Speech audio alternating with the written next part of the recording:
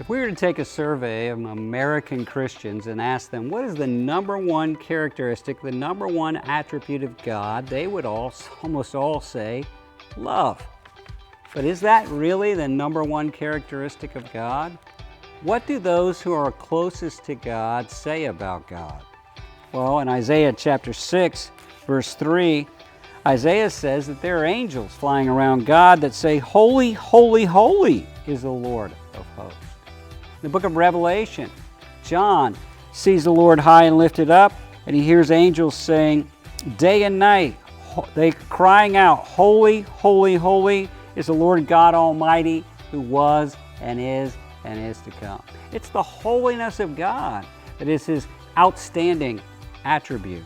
What does it mean to be holy? There are two aspects to it. One, it means to be separate, above, unique from any and everything else. Listen to these scriptures. Hosea 11:9. "For I am the God and not a man, the Holy One among you." Exodus 15:11. "Who among the gods is like you, Lord? Who is like you, majestic in holiness?" 1 Samuel 2:2. "There's no one holy like the Lord. There's no one beside you. There's no rock like our God." Isaiah 40, verse 25. "To whom will I compare? Who is my equal?" says the Holy One. Revelation 15:4. "Who will not fear you, Lord, and bring glory to your name? For you alone are holy." God is unique, separate, above and beyond anyone or anything in the universe. And that includes sin. And God is separate from any and every sin. His holiness is absolute. It's not that God has less sin in His life than you have in yours and I have in mine. It means that God has no sin in His life. It's absolutely separate from any and all sin. God is pure holiness. God's holiness is intense.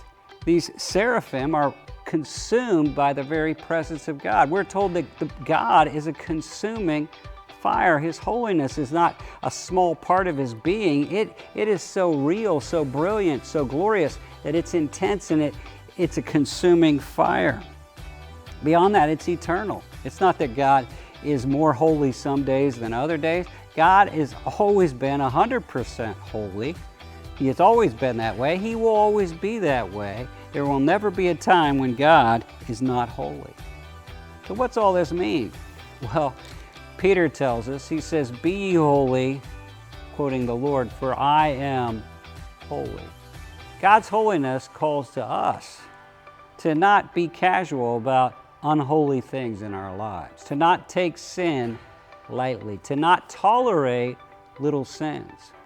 They keep us from closeness to our holy God.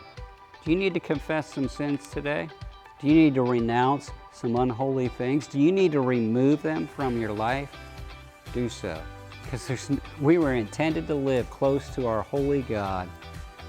We were intended to live close to Him.